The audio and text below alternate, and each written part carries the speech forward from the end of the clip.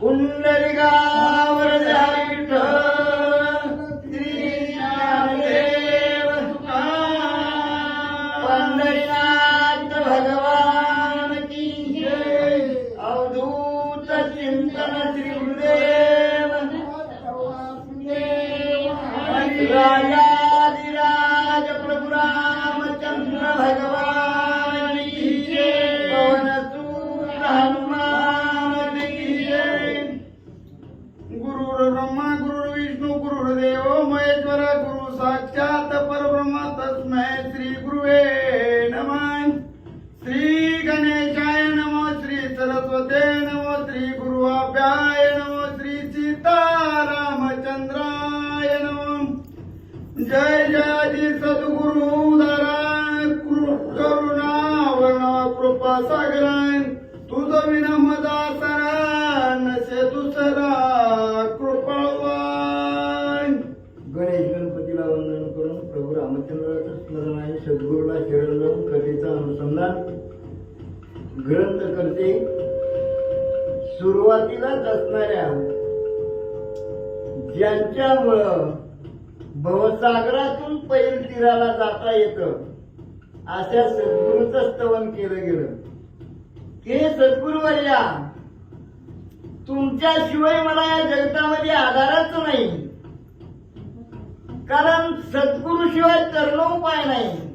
म्हणून जाणतेनी गुरु भजिजे तेने कृतकृतार्थ होईजे मूळ सिंचनी शाखा पल्लव दैसे संतोषिती। म्हणून ज्याला कळतं त्यांनी त्यांनी सद्गुरू केला पाहिजे। आणि सद्गुरूशिवाय सद्गुरू कशासाठी करायचा? अनेक गुरु आहेत, जन्मल्यापासून ती शेवटपर्यंत अनेक गुरु होतात, ते कामाचे गुरु असतात। पण भवसागरात पैल तीराला म्हणजे असणाऱ्या जन्माला मरणाच्या राहटगाडग्यातून आलिप्त करणारा एकच निव असणारा गुरु म्हणजे तो सद्गुरू असतो।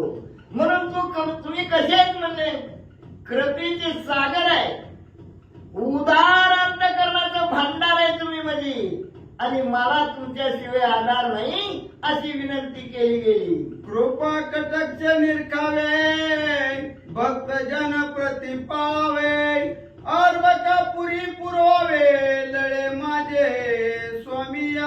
ऐका ना गुरुवर्या तुम्ही असणार जशी आई असणाऱ्या लहान मुलाचा लाड पुरवते त्या ठिकाणी, मागं ती द्यावंच लागतं, नाही तर मोठ्याने ओरडतो त्या ठिकाणी असणार। त्याचा लाड कसा पुरीती तसा मला लाड पुरीला पाहिजे म्हणजे गुरुवर्या असणार त्या ठिकाणी।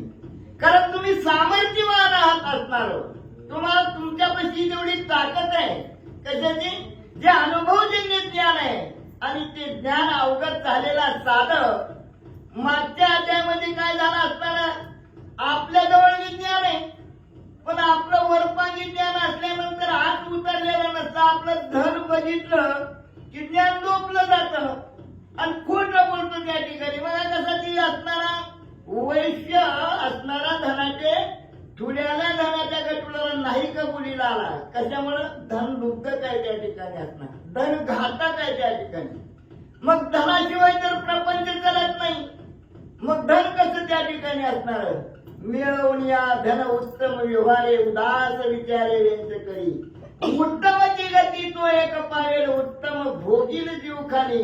दुसऱ्याच्या मिळवलेल्या धनावर आशा ठेवायची नाही, दुसऱ्याचं धन माती समान त्या ठिकाणी मानलं पाहिजे। आपण आपल्या कष्टाच्या धनाचा जसं असणार सुख लागतं तसं असणार ते पापात्मक धन जर मिळवलं तर राक्षसत्व भोगावं लागतं, अनेक नरकाला जावं लागतं। योगायोगानं त्याचं पूर्व सुकृत अनंत जन्मातलं कुठलं तरी आलं म्हणून त्या असणाऱ्या संतांची भेट झाली आणि संतांनं त्याचा उद्धार केला, म्हणून तो त्या पापातनं मुक्त झाला।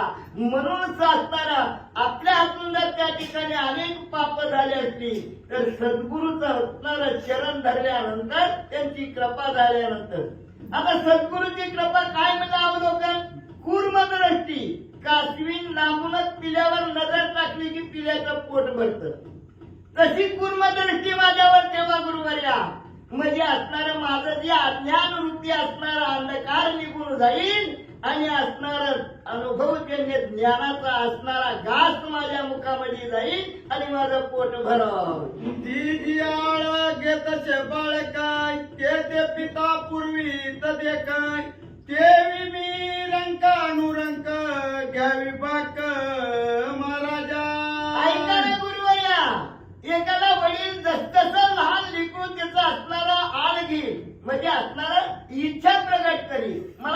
पाहिजे म्हणलं की त्या ठिकाणी द्यावंच लागतं. वडील त्याची इच्छा पूर्ण करतात.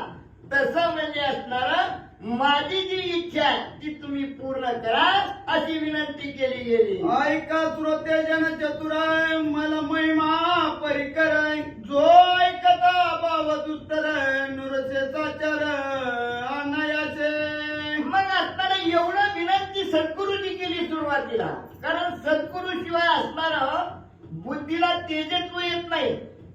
बुद्धीच्या ठिकाणी असणारा व्यंगपणा निघून जात नाही आणि असणारा त्या ठिकाणी विवेक जागृत होत नाही. म्हणून सद्गुरूची आराधना केली आणि नंतर त्या ठिकाणी श्रोत्याकडे वळले.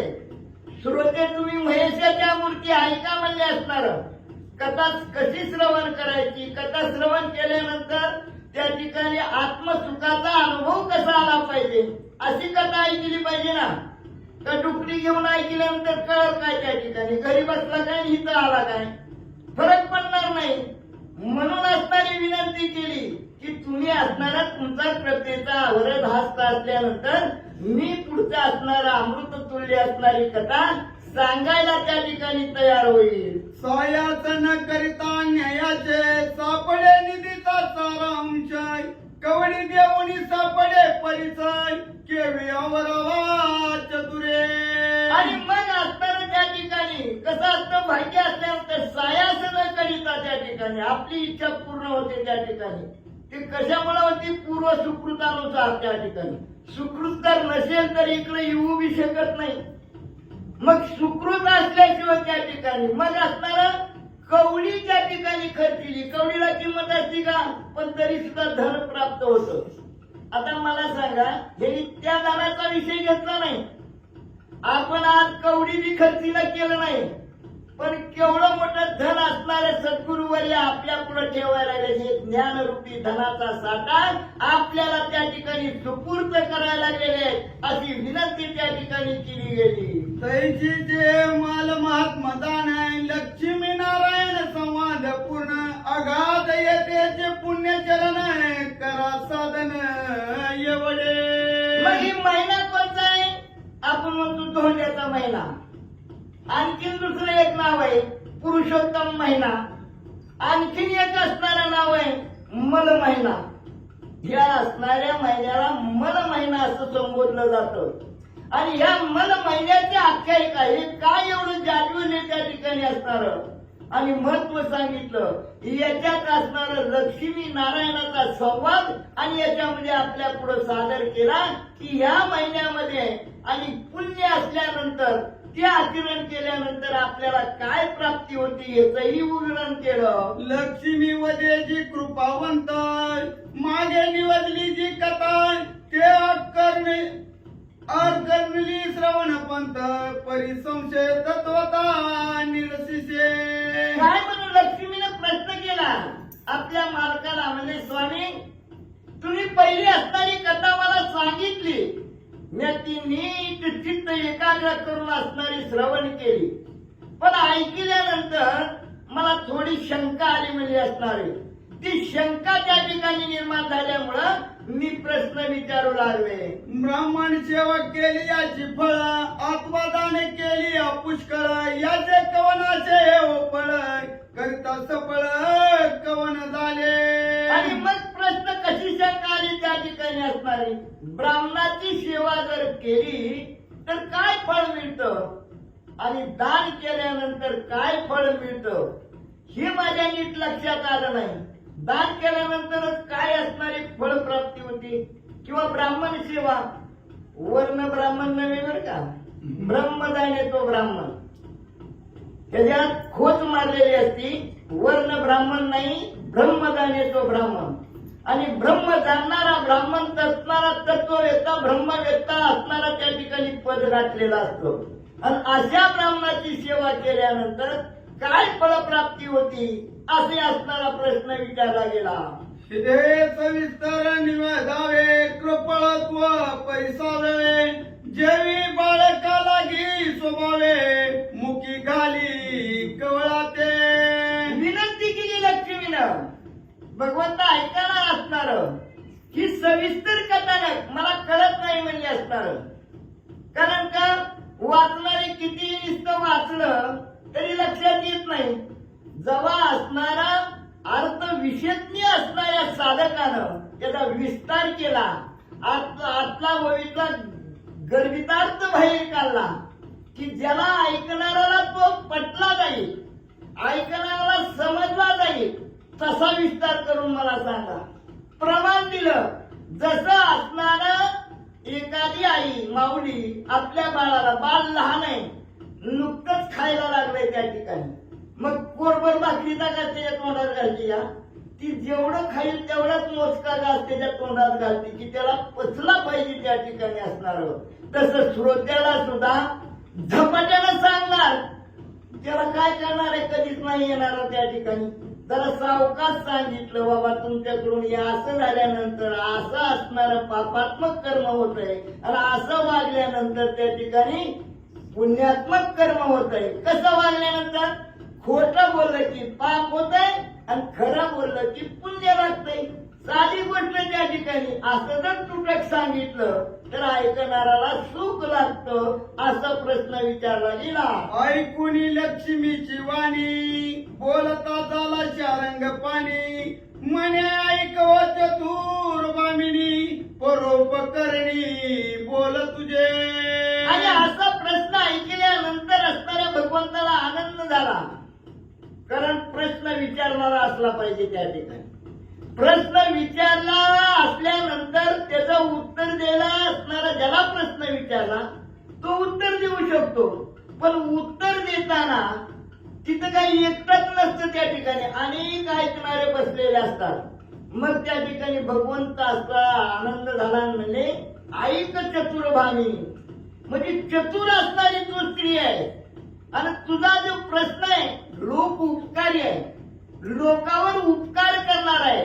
कारण तू प्रश्न असा विचारला, त्याचं उत्तर ऐकल्यानंतर लोकांना उपकार होईल, लोक शहाणी होत्याल आणि अनुचित कर्म करणार नाही. असणारं जे वीजयुक्त कर्म ते आचरण करतील असं उत्तर दिलं गेलं. ऐके हो सागर तने, द्विज सेवा पुण्य मोहदे, जे आचारिलिये पाप क्षय, तत्काळ होय शुभानने. ऐक म्हणजे सागराची मुलगी असणारी लक्ष्मी. लक्ष्मी कुणाची मुलगी आहे? सागराची मुलगी आहे. तर सागर तनई म्हणून असणारा संबोधला गेला. ऐक म्हणजे त्या ठिकाणी जी असणाऱ्या त्या ठिकाणी अशा ब्राह्मणाची सेवा केल्यानंतर जे पूर्व अनुचित कर्म जर आपल्या हातून, कारण मूळच असणारा त्या ठिकाणी साधक कसा असतो, त्या ठिकाणी अज्ञानात त्या ठिकाणी असणाऱ्या चुका घडतात, पापात्मक कर्मही घडलं जातं. आणि त्यात संसार थाटीत असताना संसाराला जोपासण्यासाठी कुठं ना कुठं खोटं बोलून धन मिळवतो. मग ही जी अनुचित कर्म झालेली आहे ती कर्माचं फळ त्या ठिकाणी असणारं निष्फळ करण्यासाठी आणि असणाऱ्या ब्राह्मणाची सेवा केल्यानंतर ती असणारं पापात्मक कर्म नाहीच होतं आणि पुण्य लाभलं जातं. विराट देशाचे ठाई, एक आश्चर्य वर्तले पायी, ते परसू सर्वही श्रवण करी एक भावे. आणि म्हणून त्या ठिकाणी सांगतो म्हणजे त्या ठिकाणी विराट नावाचा देश होता, तिथे एक कथानक घडलं गेलं म्हणले. आणि त्या कथेचं असणार त्या ठिकाणी विवरण मी करू लागलेलो आहे, ती कथा सांगू लागलेलो आहे. तर ऐकणाराने एक चित्त करून त्या ठिकाणी त्या कथेचं श्रवण करा अशी विनंती भगवंतानं केली. हे सकळ श्रवण केली याचे फळ, दुःख नसून जाय सकळ, तरी त्याचे एक नगर विचाळ, माहुर नाम तयाचे. आणि सांगितलं भगवंतानी ही जर कथा त्या ठिकाणी असणार चित्त एकाग्र करून जर श्रवण केलं, श्रवण केल्यानंतर लगी त्या ठिकाणी विषय सुटत नाही. श्रवण केल्यानंतर मनन झालंच पाहिजे आणि मनन करून करून निधी ध्यास लागलाच पाहिजे. तर त्या श्रवण केलेल्याचं फळ मिळतं त्या ठिकाणी असणार. आणि म्हणून असणार ही जर मी कथा सांगितलेली जर एक चित्त एकाग्र मनानं ऐकली तर पूर्व पापात्मक कर्माचं असणार निष्फळ झाल्याशिवाय राहत नाही. म्हणून असणारी ही कथा मी सांगू लागलेलो अशी विनंती केली. तेथील जन समस्त पायी, स्वधर्मचारी सर्वही, धनवान पुत्र कलत्र पायी व्याधी नाही तिळभरी. आता मला सांगा, राम आचरणाची जर नगरी असेल तर तिथं दुःख दारिद्र्य कुठून येणार? अशा नगरीचं असणारं कथानक भगवंतांनी सांगायला सुरुवात केली. स्वधर्माचं आचरण करणारी ती नगरी होती, राम आचरण करणारी ती नगरी होती. आणि म्हणून तिथं असणारं कधी व्याधी बी त्या ठिकाणी कुठल्या माणसाला लागत नव्हती, कधी त्या ठिकाणी दुःखच निर्माण होत नव्हतं. त्या ठिकाणी दुःख कधी निर्माण होतं? आपणच कर्म विचित्र करतो आणि मग कर्म कधी पाठ सोडित नाही. कारण जे जे कर्म केले ते भोगाले उपजले मेले असे किती. म्हणून आपणच करतो, दोष दुसऱ्यावर ठेवतो. नाही कुणी सापडला तर देवाकडे बोट दाखवितो, देवालाच दोष देतो. मग माझ्या इथे देव कुठं झोपला आता, ती कशाला झोपतोय त्या ठिकाणी असणार? रात्रंदिवस तुमचीच सेवा करीत बसलाय भगवंत, तरीही भगवंताला नावं ठेवल्याशिवाय राहत नाही. या अज्ञानाचं लक्षण आहे. म्हणून असणारं तिथली नगरीतले लोक असणारं स्वधर्माचं आचरण करीत होते, म्हणून कसलंच दुःख नव्हतं, कसली दरिद्रता नव्हती. दुःख दारिद्र्य रोग चिंताय नशे कोटे तयाची वार्ताय रिक्त हस्त न दौडिता हातीताय कथा वार्ता घरोघरी. कशी होती ती नगरी असणारी त्या ठिकाणी? तिथं दुःखाचा लवलेश नव्हता. आणि सगळ्यात महत्वाचं, तिथल्या लोकांना चिंता नावाचा रोग कधी लागत नव्हता. आपल्याला तर चिंतेनं ग्रासलेलं आहे देण्यानं. का? कारण माणसाला चिंता का लागती? त्या माणसाला वाटतं, ज्याला चिंतेनं ग्रासलं गेलं त्या माणसाला वाटतं मीच सगळा संसार हाकतोय, माझ्याशिवाय असणारी घटनाच घडू शकत नाही. पण आपल्या हातात काहीच नाही, कारण सगळी सत्ताधीश भगवंताच्या ठिकाणी असताना आपण फुकट चिंता करतो. बरं, चिंता करून आलेलं संकट निवारण होत आहे का आपल्या ठिकाणी? समजा आपलं पूर्व सुकृतानुसार किंवा पूर्व असणाऱ्या संचितानुसार आपल्याला रोग झाला एखादा मोठा, आपण निवारण करणार आहे का? जेव्हा कृपा भगवंताची होवा तेव्हा रोगाचं निवारण होणार आहे. कारण आपल्या कर्मानुसारच रोगाचं असणारं त्या ठिकाणी पाठपुरावा भगवंत करतात. रामायणात उत्तरकांडात सुंदर छोटा ओव्याचा अध्याय आहे त्या ठिकाणी. कारण मीच रोग पाठवतो म्हणजे तुमच्या कर्मानुसार आणि भोग भोगून घेतो त्या ठिकाणी असणार, स्पष्ट लिखित केलेलं आहे त्या ठिकाणी. मग एवढं असताना मग चिंता का करावी? आपणच कर्म करताना. मग तिथली लोक चिंता करीतच नव्हती का? त्यांना माहित होतं. कशामुळे चिंता लागत नव्हती? कारण जी आपण कर्म केले त्याचा भोग. आता तिथली लोक काय करीत होती? कर्मच असं करीत होती आणि ते कर्म सुद्धा असणार ब्रह्मार्पण करीत होतं. कसं? मी केले ऐसे नाही झाले तरी तोची सुटला का? कारण त्यांना माहित होतं करता आणि करिता राम आहे, भगवंत आहे, मी निमित्त मात्र आहे. एवढा मोठा ग्रंथ लिहिणारा ग्रंथकर्ते कधीच म्हणत नाही मी लिखाण केलं म्हणून. भगवंतांनी माझ्या मुखामध्ये सरस्वतीला पाठविलं म्हणून मी बोलू देऊ.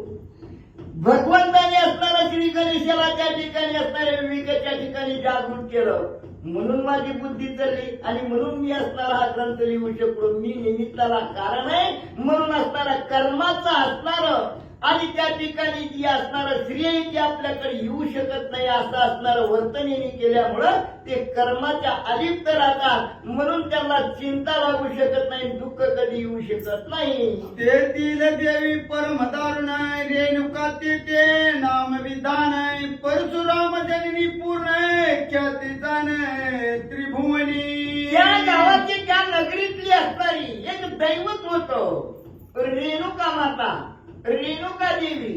ही रेणुका देवी कोण होती?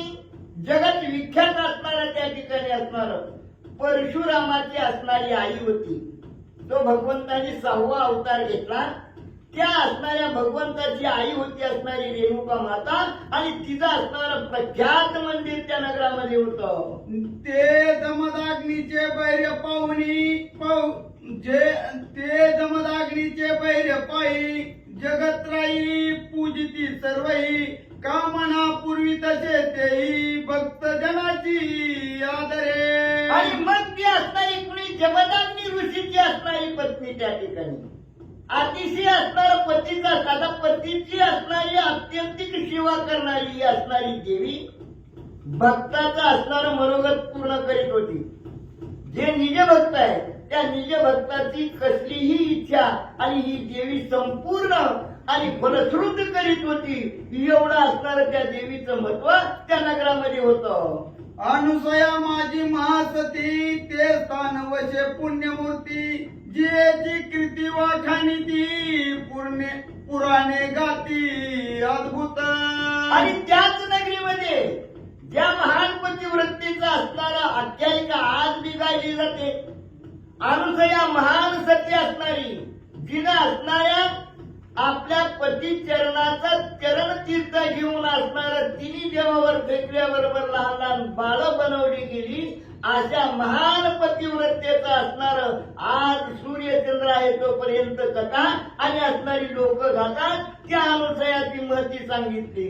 ते वस्ती ऋषी समुदाय जे पाप वेगळे मानव केवळ पर सूर्य पाव वस्ती ते ठाई सकलई. आणि त्या नगरीच्या ठिकाणी असणाऱ्या अशा ऋषींचा समुदाय वास्तव्य करीत होता. ते पापा वेगळे होते. त्यांच्या ठिकाणी पापाचा लवलेशही त्या ठिकाणी असणारा स्पर्श करू शकत नव्हता. कसा? कमळ पाण्यात असतं पण पाण्याला चिटकूच देत नाही. त्या ठिकाणी पाण्यात बुडवून वरी काढा कोरडत असतं त्या ठिकाणी असतात. तसे हे ऋषी संसार करून सुद्धा संसाराच्या अलिप्त राहतात. त्या ठिकाणी जे कर्म असं सत्कर्म आचरण करतात त्या ठिकाणी संसार तर सोडता येत नाही आणि संसार केल्याशिवाय तर राहता येत नाही. मग संसार करीत असणारा पापात्मक कर्म घडलं जातं हे आपण मानतो. पण त्या निष्ठेनं त्या पद्धतीनं जर वेदयुक्त असणाऱ्या ज्या वाटचालीनं जर संसार हाकला पाप आपल्याला लागू शकत नाही. पापाला आपण बंधनकार म्हणजे आपल्याला त्या ठिकाणी लगडलं जात नाही. ही स्थिती त्या ऋषींची होती आणि तो जनसमुदाय असा असणारा ऋषींचा जिथं पाप विमुक्त असणारे ऋषी त्या ठिकाणी वस्ती करून राहिलेले होते. असं तवा असणारी कथा सांगितली. तव तेथील शूद्राशे एकाय साधू परम भावार्थी निष्कपट देकाय धनवान परम धार्मिक विप्रशेवणी देख सादरू. आणि मग तिथे एक असणारा शूद्र होता त्या ठिकाणी असणारा. तो असणारा शूद्र असून सुद्धा त्या ठिकाणी साधू शिवेमध्ये असणारा विनेटलेला होता असणारा. मला त्या ठिकाणी कपटता नव्हती असणारी. मला त्या ठिकाणी कुणाच्या ठिकाणी असणारं कपट निर्माण होतं. ज्या ज्या ठिकाणी मत्सर नावाचा रोग झालेला आहे किंवा मत्सर नावाचा रिपू त्या ठिकाणी शिरकाव केलेला आहे. देण्यानं घेण्याचा साधक त्या ठिकाणी ज्ञान प्राप्त करून सुद्धा मत्सर त्या ठिकाणी निर्माण करतो. आणि मग ज्ञान अवगत करून मत्सर जर दुसऱ्याविषयी निर्माण झाला तर त्या ज्ञानाला काय खायचंय का? त्या ज्ञानाचा काय उपयोग आहे का? पण हिथं असणारा मत्सर विरहित असणारी साधूची सेवा तो करत होता अशी कथा सांगितली. प्रतिदिनी सेवा अप्रतिदिनी विप्र सेवा करी भावार्थ तयाचे चरण चुरी पद प्रक्षाळपण ते उष्णवारी स्वकर्य आणून ठेवित. काय करीत होता तो असणारा साधक? दररोज असणाऱ्या ब्राह्मण साधूंची सेवा करीत होता. त्या ठिकाणी अशी सेवा करीत होता. कसलीही मनामध्ये इच्छा न धरता त्या ठिकाणी सेवा समर्पण करीत होता. साधूंचे असणारे पाय चोपत होता. साधूंचे असणारं पाय त्या ठिकाणी चरण तीर्थ देत होता.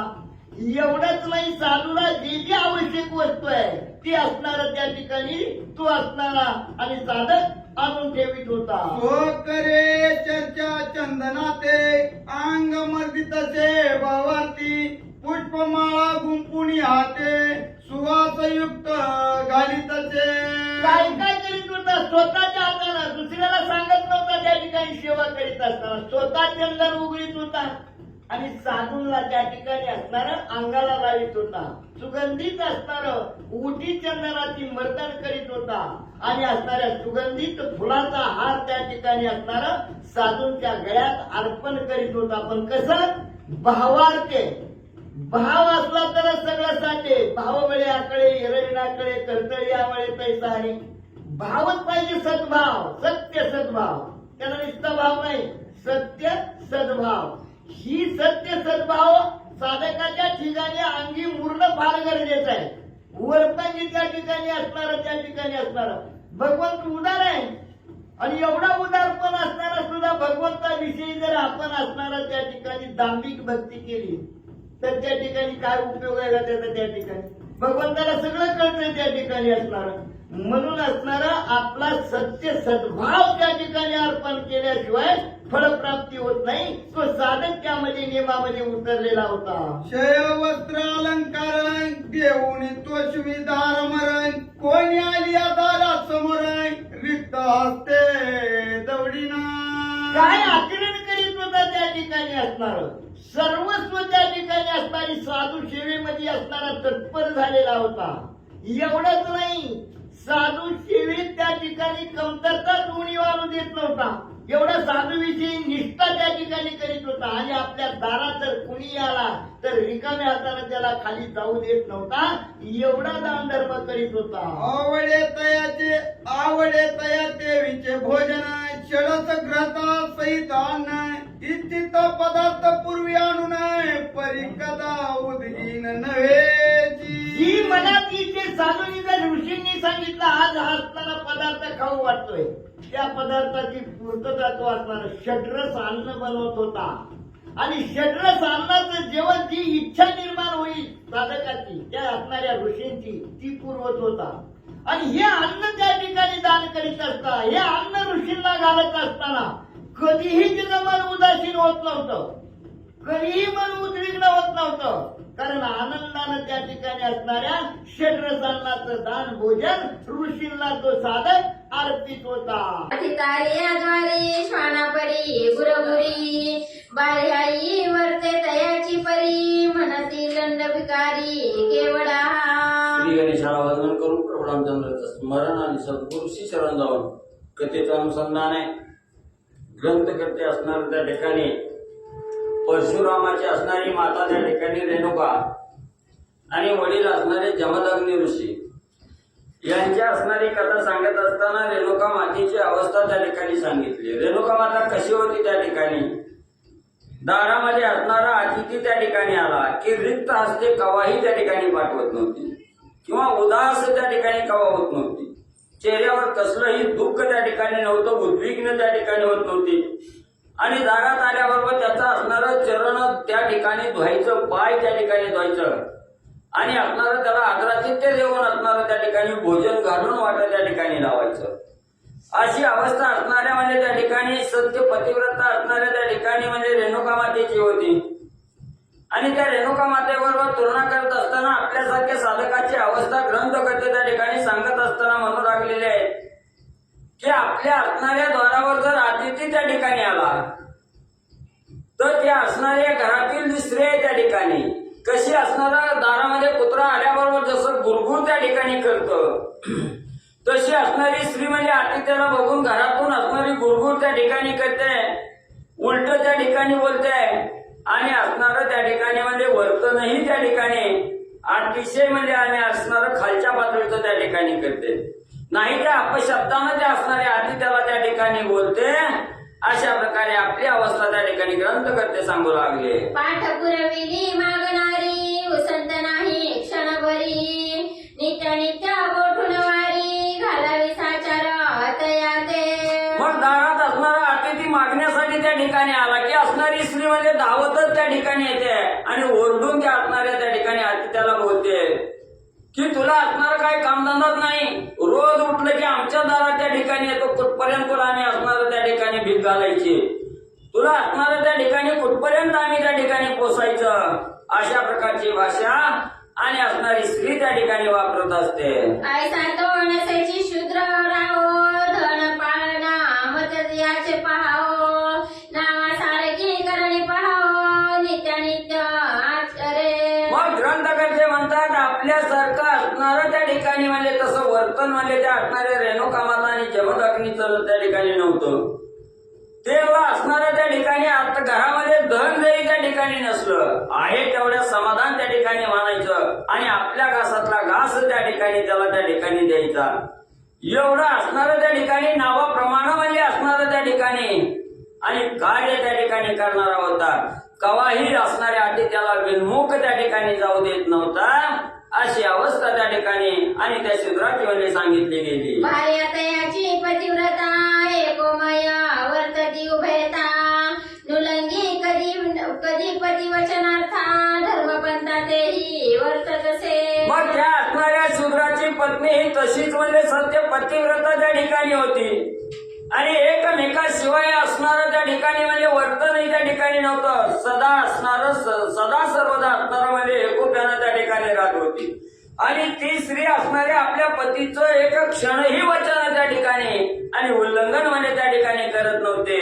जी काही धर्मानं नीतीनं जे काय असणारं आचरण घालून दिलेलं आहे त्याप्रमाणे आणि म्हणजे वागत होती. तेही स्वांगे नित्यानित्य विप्र स्त्रियांची सेवा करीत जे मागती प्रिय वस्तू ती पुरवित नाही न म्हणत कदापि. मग ती असणारी स्त्री कशी होती म्हणजे त्या ठिकाणी असणाऱ्या एखाद्या ब्राह्मणाची असणारी अखंड सेवा करण्यामध्ये त्या ठिकाणी रत त्या ठिकाणी होती. नित्य असणारा एक दिवसही त्या ठिकाणी न चुकता असणाऱ्या ब्राह्मणाची सेवा त्या ठिकाणी करणं आणि ज्या असणाऱ्या ब्राह्मणाच्या स्त्रिया आहेत त्यांची सेवा त्या ठिकाणी करणं आणि त्या स्त्रियेच्या मनामध्ये काय मागावंसं वाटलं जर मागणं त्या ठिकाणी मागितलं तर त्याला कदापिही न कसूर त्या ठिकाणी करता स्व इच्छेनं आणि जे मागत ते असणारा पुरवठा आणि म्हणजे करीत होते. ऐसी दंपत्ते उभयता विप्रकाजी धनवेचिता वाचनानितीचा सर्वथा अगर्विता दोघेही. मग अशी ही दोघं नवरा बायको म्हणजे त्या ठिकाणी वर्तन करत असताना किंवा राहत असताना म्हणजे त्या ठिकाणी आपण जे काय असणारं धन त्या ठिकाणी मिळवतोय ते धन भक्त असणाऱ्या ब्राह्मणाच्या सेवेमध्ये त्या ठिकाणी अर्पण करीत होती आणि ते अर्पण केल्याचा असणारा गर्व कदापिही असणारा म्हणजे त्याला त्या ठिकाणी होत नव्हता. वाचन असणाऱ्या मुखातून कवा त्या ठिकाणी कोणाला सांगत नव्हती की मी आज एवढं दान दिलं, मी एवढ्या ब्राह्मणाची पूजा केली.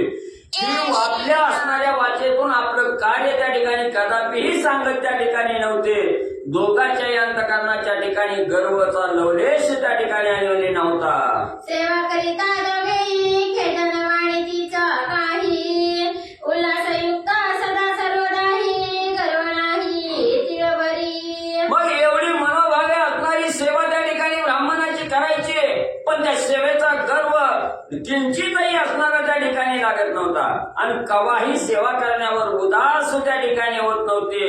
आनंदयुक्त अंतकरणानं सदा सर्वदा आणि त्या ठिकाणी ब्राह्मणाची सेवा करीत होती. पदरी असली दाना जो अगर्विता सुख संपन्न तो ईश्वरी अंशदान म्हणती सज्ञान विवेकी. मग जे साधक म्हणजे आपल्या असणाऱ्या पदरी जे असणारं धन त्या ठिकाणी मिळालेलं आहे त्याचा गर्व ज्या साधकाला त्या ठिकाणी होत नाही आणि सदा आनंदानं त्या ठिकाणी राहतात, जे आहे त्याच्या समाधान जे असणारे साधक त्या ठिकाणी मानतात ते साधक म्हणजेच असणाऱ्या भगवंताचा अंश आहे असं असणारे साधू संत आणि सज्ञान मंडळी त्या ठिकाणी सांगतात. विद्या सोना विनयता धन सोनी लीनता शक्ती सोनी गर्वरहितता तो ईश्वरी अंश जाणीचे. मग ज्याच्याजवळ ज्ञान आहे, ज्याच्याजवळ असणाऱ्या विद्येचं भांडार आहे त्या ठिकाणी आणि एवढी विद्या असून त्याच्या अंगी जर विनयता त्या ठिकाणी असेल, त्या विद्येचा गर्व त्या ठिकाणी नसेल किंवा अतिशय धन आहे आपल्यापाशी, धन दौलत संपत्ती आहे आणि या संपत्तीचा अभिमान ज्या साधकाला त्या ठिकाणी नाही किंवा असणारा भरपूर शक्तिवान आहे त्या ठिकाणी पण त्या शक्तीचा गर्व ज्या साधकाला त्या ठिकाणी नाही तो ईश्वराचा अंश आणि त्या ठिकाणी म्हणजे मानावा. धन किती वेचिले धर्म कार्य हे स्मरणाची नाही तया सदा करी शास्त्र चर्चा तो ईश्वरी अंश जाणीजे. अजून म्हणजे असणारं परक्यासाठी किंवा दुसऱ्याच्या उपयोगासाठी दुसऱ्याच्या कार्यासाठी आपलं स्वतःचं धन त्या ठिकाणी पैसा अडका दुसऱ्यासाठी असणारा दान त्या ठिकाणी दिला आणि त्याच्या सत्कर्माला कार्याला त्या ठिकाणी आपण जर धन त्या ठिकाणी दिलं त्याची वाच्यता कवाही त्या ठिकाणी न करणारा आणि परोपकाराला त्या ठिकाणी सहाय्य त्या ठिकाणी करणारा किंवा मी हे केलं मी ते केलं याची आठवण न त्या ठिकाणी ठेवणारा आणि अखंड असणाऱ्या त्या ठिकाणी शास्त्राविषयी असणाऱ्या परमार्थिक क्षेत्राविषयी जो साधक चर्चा त्या ठिकाणी करतो तो असणारा साधक म्हणजेच ईश्वराचा अंश त्या ठिकाणी मध्ये समजावा. केले सुकृत बोले वाचे भय मानिले लोकनिंदेचे उणे बोले दुर्जनाचे तो ईश्वरी अंश जाणीजे. मग जे काही असणारा आपल्या हातून सत्कर्म त्या ठिकाणी घडलं, आपण एवढं सत्कर्माचं कार्य त्या ठिकाणी केलं असं साधक जो त्या ठिकाणी बोलत नाही, किंवा आज आपल्याला ही बाहेरची काय त्या ठिकाणी म्हणतेली, आपल्याला नावं त्या ठिकाणी ठेवतेले, याचा जो साधक त्या ठिकाणी विचार करत नाही, किंवा दुसऱ्या विषयीचं मनामध्ये आणि किंचितही वाईट त्या ठिकाणी विचार आणत नाही, तोही साधक असणाऱ्या ईश्वराचा भगवंताचा अंश त्या ठिकाणी आणि मध्ये जाणावा. परोपकारी लावी वयसा धर्मकारणी वेचित से पैसा संसार करी वैराग्यसा तो ईश्वरी अंश जाणीजे.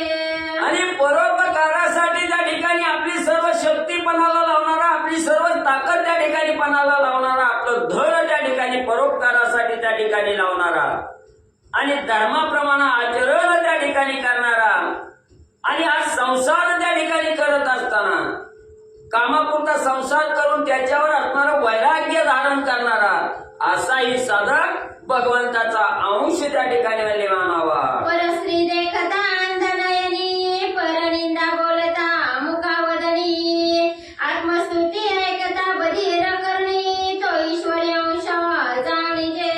आणि जो असणारा साधक हा असणारा परश्री माते समान त्या ठिकाणी मानतो, परश्री बघितल्याबरोबर आंधळेपणानं त्या ठिकाणी वागतो, किंवा दुसऱ्याची निंदा त्या ठिकाणी करायची म्हटलं की आपलं मुख त्या ठिकाणी बंद ठेवतो, म्हणजे दुसऱ्याची असणारी निंदा त्या ठिकाणी करत नाही, आणि स्वतःची असणारी स्तुती जर कोणी केली तर त्याच्याविषयी असणारं कान बंद करून त्या ठिकाणी बसणं, लोकांकडून आपली असणारी स्तुती त्या ठिकाणी न ऐकणारा जो साधक आहे तोही भगवंताचा अंश त्या ठिकाणी समजावा.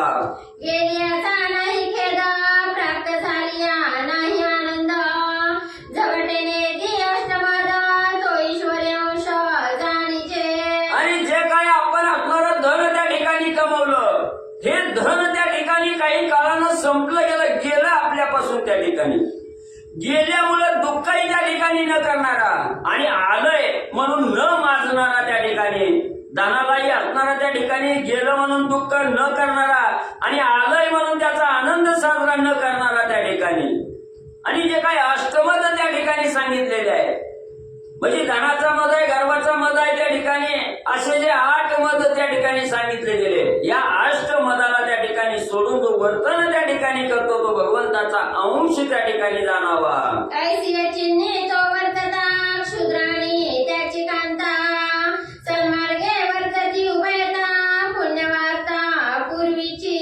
मग अशा या असणाऱ्या म्हणजे त्या ठिकाणी जी चिन्ह सांगितली गेली, कवाही आपल्या असणाऱ्या शक्तीचा असणारा गर्व त्या ठिकाणी धरायचा नाही, मी एवढं दान धर्म त्या ठिकाणी करतो याचाही असणारा गर्व त्या ठिकाणी नव्हता, दुसऱ्याची निंदा त्या ठिकाणी कवाच म्हणजे करत नाही ती, अशी ही असणारी त्या ठिकाणी नवरा बायको होती, ही शूद्र आणि त्याची असणारी पत्नी त्या ठिकाणी होती.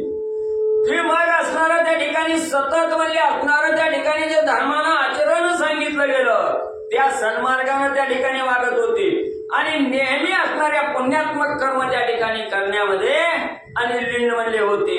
तव तेथे का विपरीता वर्तले श्रवण करी यथार्थ शूद्राचे देही कुष्ठ भरत अकस्मात दैवयोग. मग अशा प्रकारे असणाऱ्या सत्कर्मानं त्या ठिकाणी आचरण करीत असताना कालक्रमानं करीत असताना एक दिवस असणारा विपरीत त्यांच्याविषयी त्या ठिकाणी घडला गेला. असणारा पोथी पुराण कथा श्रवण त्या ठिकाणी करत होते, आणि हे कार्य त्या ठिकाणी करत असताना तो जो असणारा शूद्र त्या ठिकाणी होता त्याच्या शरीरी असणारा कुष्ठरोग त्या ठिकाणी झाला, आणि अकस्मात दैवयोगानं तो कुष्ठरोगामध्ये आणि म्हणजे आजारी पडला गेला. रक्त फुगळे रात्रंदिवस उदास झाले मानस म्हणे आचरता स्वधर्मास केविनाश शरीरी. मग कुष्ठरोग झाला त्या ठिकाणी असणाऱ्या शरीराला जखमा झाल्याच्या जखमेतून रक्त पू असणारा त्या ठिकाणी गळू लागला, असह्य वेदना त्याला त्या ठिकाणी जाणवू लागल्या. आणि एक दिवशी बसल्या बसल्या मनामध्ये विचार आला, आपण आज आजपर्यंत अनाठाई कार्य काहीही त्या ठिकाणी केलं नाही. सतत आपण असणारं सत्कर्माचं आचरण त्या ठिकाणी केलं, सत्कर्म करत त्या ठिकाणी राहिलो. आणि एवढी दुर्दशा हाल आज आपल्या शरीराला त्या ठिकाणी का भोगावी लागले याचा विचार आणि त्या शूद्राच्या मनात मध्ये आला. आता विप्र सेवा कैची मज क्षीणता प्राप्त झाली सहज जगी झाली थोर काज कवन काज वाचलिया.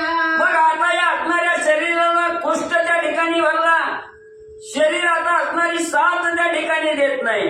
म्हणून आता असणारी माझ्या हातून असणाऱ्या ब्राह्मणाची सेवा कशी त्या ठिकाणी घडल, काय करावं. असणाऱ्या शरीराला थकवा त्या ठिकाणी आला. आता असणारा त्या ठिकाणी या जगामध्ये मी निंदनीय त्या ठिकाणी होईल. माझ्या हातून असणाऱ्या ब्राह्मणाची सेवा त्या ठिकाणी होत नाही. आणि असणार ज्या वेळेस एवढा देह त्या ठिकाणी असताना जर ब्राह्मणाची सेवा आपल्या हातून त्या ठिकाणी होत नसल तर या देहाचा काय त्या ठिकाणी उपयोग आहे अशी चिंता आणि त्या शूद्राला लागली. देणो कवना पापाचा ठेवा आता मरणा देगा देवा ऐसा उदासा झाला जीवा परी आयुष्य ठेवा सरेना. मग त्या ठिकाणी असणारा शूद्र विचार करू लागला, काय हा असणारा देह असून नसल्यासारखा त्या ठिकाणी आहे. एवढा गोरा गोमटा देह आहे त्या ठिकाणी, पण ब्राह्मणाची सेवा इतराची सेवा त्या ठिकाणी करणं होत नाही.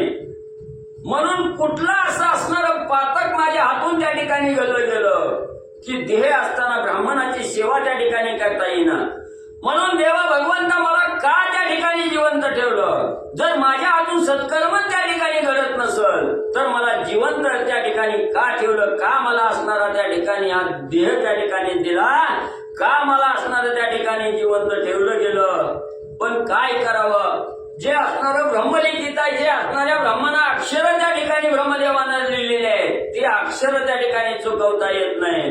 कितीही वेदना त्या ठिकाणी झाल्या तरी हा देह काही त्या ठिकाणी आणि पतन म्हणजे होईना गेला. कैची सेवा त्या विप्राची व्यथा अधिकाधिक त्याची तो भार्या सगुणतयाची सत्यसाची पतिव्रता.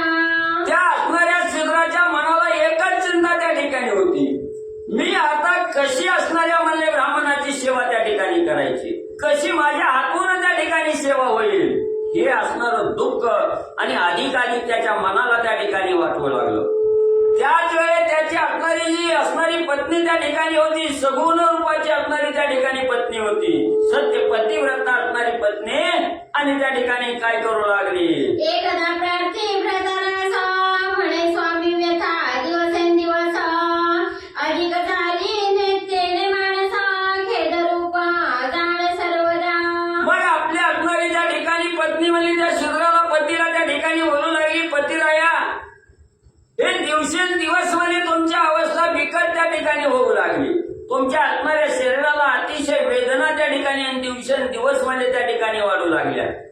त्याच्यामुळे तुमचं हे दुःख मला त्या ठिकाणी पाहून असं झालं आणि त्या दुःखाचं मलाही अतिशय वेदना आणि त्या ठिकाणी म्हणजे होऊ लागल्या. तरी आता प्राप्त झाला बलमास समग्र जाती तेच स्नानास तुम्ही तो चित्ती उदास सोडास प्रपंचाची. मग असणारी पत्नी त्या ठिकाणी सांगू लागली, महाराज म्हणजे असणारे आता काय करा म्हणजे असणारा अधिक महिना त्या ठिकाणी आलेला आहे, मलमास आहे त्या ठिकाणी. आणि या अधिक मासाचं महात्म्य ज्या ज्या साधकांना जाणलं ते साधक म्हणजे असणारे तीर्थ यात्रा करण्यासाठी म्हणजे त्या ठिकाणी निघाले. गंगा नदीचं स्नान करण्यासाठी त्या ठिकाणी सर्व सेना म्हणजे जाऊ लागलेली आहे. आणि तुम्ही तर म्हणजे असणाऱ्या चित्ताच्या ठिकाणी उदास होऊन म्हणजे त्या ठिकाणी बसला.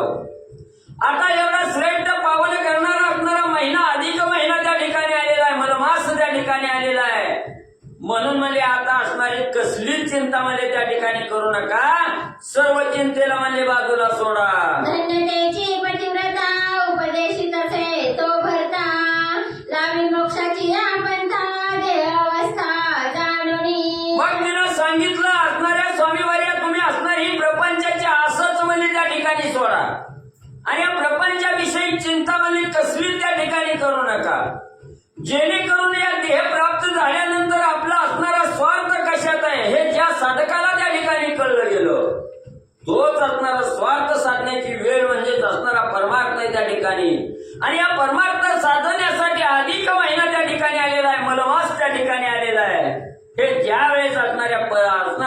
पतिव्रतेने आपल्या पतीला त्या ठिकाणी सांगितलं गेलं, तेव्हा धन्य धन्य ती असणारी पतिव्रता. कोण पतिव्रता? जिनं आपल्या असणाऱ्या पतीच्या दुःखाला त्या ठिकाणी समरस झाली आणि त्या दुःखातून बाहेर करण्यासाठी आपल्या पतीला त्या ठिकाणी उपदेश करू लागले. उपदेश कसा आहे? ज्या उपदेशानं असणारा पती त्या ठिकाणी मोक्षाचा मार्ग त्या ठिकाणी लक्षण करणार आहे, असणारा मोक्षाचा मार्ग त्या ठिकाणी धरणार आहे, असा असणारा उपदेश आणि ही पत्नी आपल्या सुधराला त्या ठिकाणी सांगू लागली. नाही तरी तरच्या कांता रडती आपल्या सुख स्वार्था, म्हणती तुम्ही मेली सर्वथा आमची अवस्था केवी होय. मग ग्रंथकर्ते त्या ठिकाणी सांगतात असणाऱ्या पतीला असणारा मरण समय त्या ठिकाणी उपदेश करावा, जेणेकरून आपला असणारा पती मोक्षाला त्या ठिकाणी जाईल, भगवंताच्या सानिध्यात त्या ठिकाणी राहील, असा उपदेश त्या ठिकाणी करावा.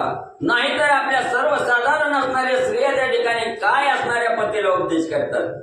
असणारा तुमचं मरण त्या ठिकाणी जवळ आलं, म्हणून आता त्या ठिकाणी आमचं कसं त्या ठिकाणी होणार आणि कसं असणारा प्रपंच त्या ठिकाणी करणार? तुम्ही सर्व काही असणाऱ्या प्रपंचाला साथ त्या ठिकाणी देत होता, नाही तिथनं असणारा पैसा त्या ठिकाणी आणून प्रपंचात त्या ठिकाणी परिपूर्णता प्रपंच करत होता. आता आमचं कसं होईल एवढं म्हणून असणाऱ्या स्त्रिया आपल्या आणि दुःख करत असतात. लेकरे बाळे दापुटी सकाळ कोण करीला याचा प्रतिपाळ, अहो देवा खो कटी वेळ फुटके कपाळ आमुचे. आपल्या असणाऱ्या स्त्रिया त्या ठिकाणी काय करतात? आपला असणारा पती जर मरण शय्येवर त्या ठिकाणी असेल, मरण अवस्था आपल्या पतीला त्या ठिकाणी लागली, असणारी स्त्री स्वतःचं कपाळ बनवून त्या ठिकाणी घेते आणि बोलू लागते, पतिराया मला सोडून तुम्ही त्या ठिकाणी जाऊ लागला, या लेकराचं असणारं कसं मी पालन पोषण त्या ठिकाणी करणार आहे, कसं असणाऱ्या या लेकराला त्या ठिकाणी सांभाळणार आहे. आणि पुन्हा असणारं त्या ठिकाणी देवाला दोष द्यायचा, देवा आमच्या असणाऱ्या नशिबी ही वाईट वेळ त्या ठिकाणी का आणली गेली, का आमचं असणारं पोटकं कपाळ त्या ठिकाणी आज लागलं, का आमच्यावर एवढं दुःख त्या ठिकाणी दिलं, आणि आता कसा लेकराचा सांभाळ त्या ठिकाणी करावा, अशा प्रकारचं दुःखाने आपल्या स्त्रियावली करतात. ऐसे म्हणून सकळ रडती परिचयाची न जाणती गती, जिता द्रव्या नाश करीती मेला रडती सुख स्वार्था. म्हणून म्हणजे आपल्या असणाऱ्या स्त्रियावली काय करतात? स्वतःचा स्वार्थ त्या ठिकाणी साधतात. लेकरा बाळाचा विचार त्यांना त्या ठिकाणी पडलेला असतो. आपला प्रपंच पुढचं असलेलं आयुष्य, राहिलेलं आयुष्य कसं त्या ठिकाणी जगायचं याची चिंता आपल्या स्त्रिया त्या ठिकाणी करतात आणि रडतात त्या ठिकाणी. पण आपल्या पतीनं आजपर्यंत काय कार्य त्या ठिकाणी केलं, पुढे आपला पती कुठल्या गतीला त्या ठिकाणी जाणार आहे, कुठल्या मार्गाला त्या ठिकाणी जाणार आहे याचा विचार त्या ठिकाणी करत नाही. ती तो मेळा माझं कसं होईल म्हणून त्या ठिकाणी रडायचं, द्रव्याचा नाश त्या ठिकाणी करायचा, एवढं म्हणजे आपल्या स्त्रिया आणि त्या ठिकाणी करतात.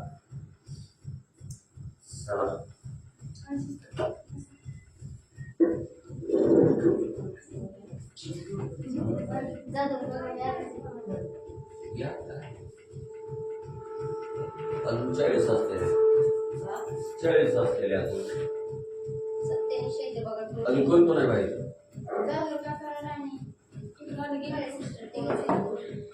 15 या 15.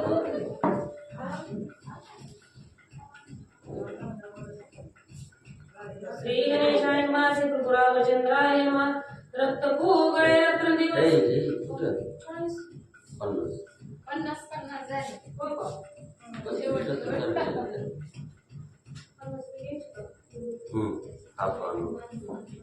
हा तो अनुभव सकाळ मागे आधी ऐकले जाणे लागे,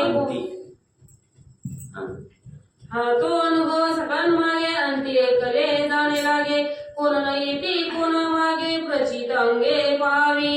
मग असणाऱ्या त्या ठिकाणी ग्रंथकर्ते सांगतात आपल्या असणाऱ्या स्त्रिया त्या ठिकाणी काय करतात, माझं कसं होईल म्हणून त्या ठिकाणी रडतात. पण हा अनुभव हा असणारा सर्वसाधारण स्त्रियामध्ये सगळ्या घरच्या घरोघरी तीच अवस्था त्या ठिकाणी सांगितली. म्हणून किती मी त्या ठिकाणी रडलं पडलं, तो देह तर आता असणारा नासलेलाच आहे त्या ठिकाणी, नाशिवंत देह आहे त्या ठिकाणी. ठिकाणी, त्या देहाचा विचार त्या ठिकाणी करायचा नाही. जो त्या देहातून निघालेला आत्मा आहे, हा आत्मा त्या ठिकाणी कुठं जाणार आहे?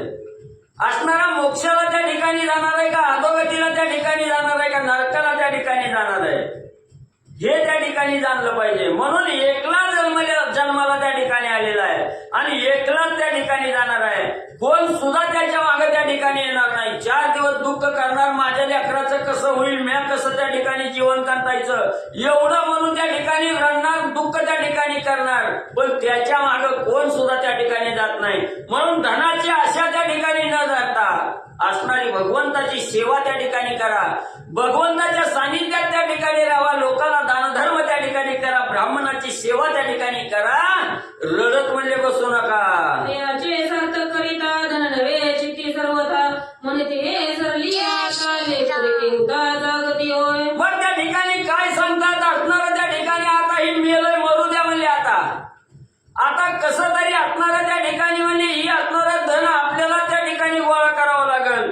आता आपल्याला तर पुढचा प्रपंच त्या ठिकाणी करावा लागेल. ही लेकरं कशी त्या ठिकाणी जगवायची याचा विचार त्या असणाऱ्या स्त्रीला त्या ठिकाणी पडतो. पण पती मेल्याचं असणारं दुःख तेवढ्या पुरतं क्षणभंगूर दुःख त्या ठिकाणी होतं, पण परत म्हणले असणारं सगळं दुःख आणि विसरून म्हणले जाते. जन्मावरी जे धन संचले ते धर्म काळजी नाही लाविले, शेवटी कामा नाही आले, सार्थकावी न गेले प्राण ते. काय केलं, जोपर्यंत आपण असणाऱ्या प्रपंचाला त्या ठिकाणी लागलो तोपर्यंत नाही तेवढं धन त्या ठिकाणी जमवलं.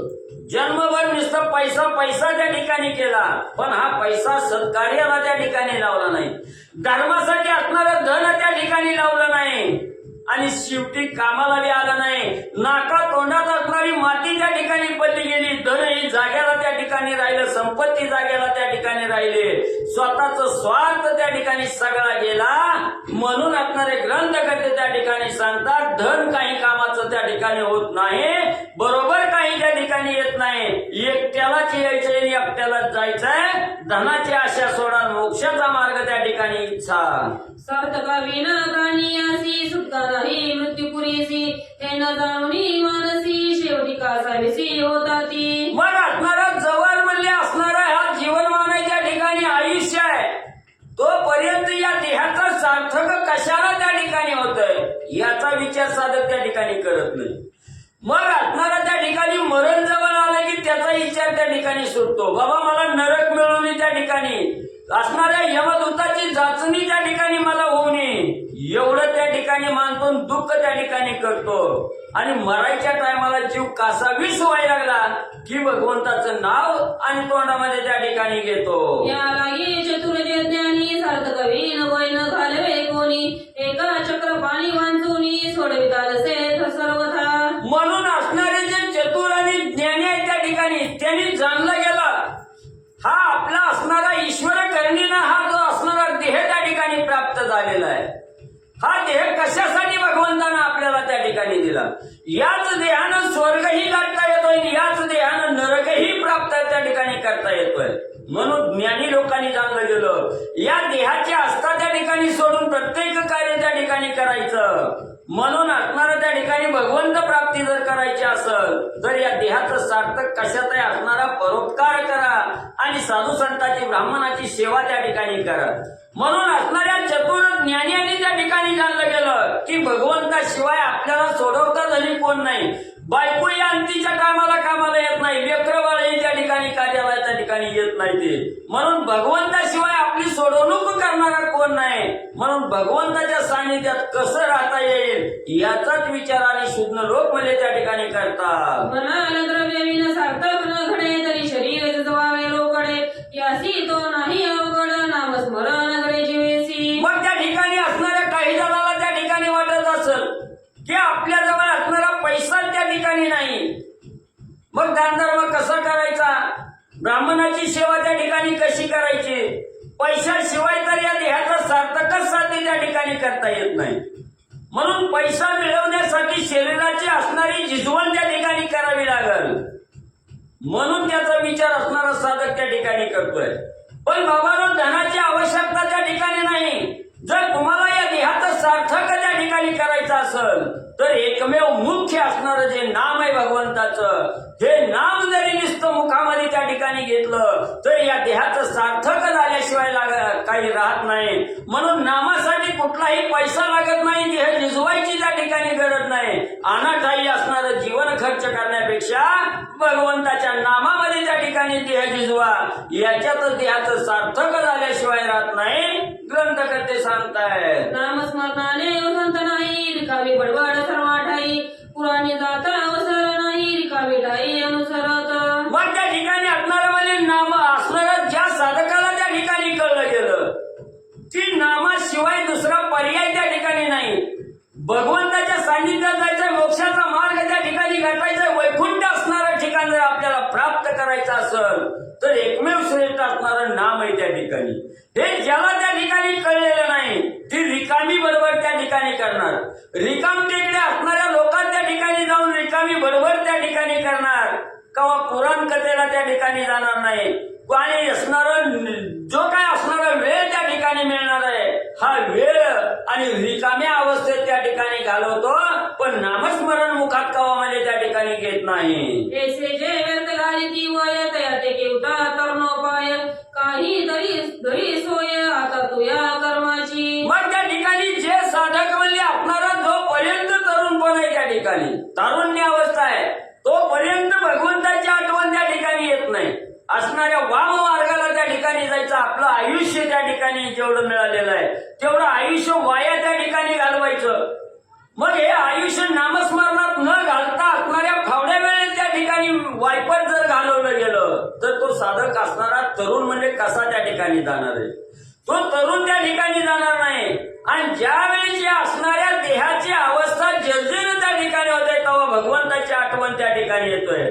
पुन्हा असणाऱ्या त्या ठिकाणी आपण काय आजपर्यंत कर्म केले त्या कर्मातून परतफेड व्हावे म्हणून म्हातारपणात भगवंताच्या दिशेला आणि त्या ठिकाणी म्हणजे वळतो. दुर्लभ नरदेहाला दला बहुत सुकृते प्राप्त झाला. तो कवडीचे बदल नाही आला, घात केला पुलापणा. मग या असणारा देह कुणाला बी त्या ठिकाणी मिळत नाही.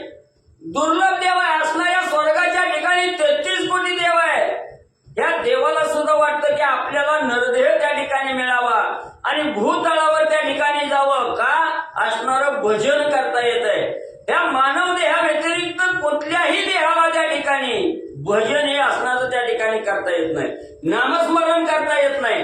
म्हणून हा दुर्लभ देह आहे, अनाठाई अनायासे असणारा देह त्या ठिकाणी आपल्याला मिळालेला आहे.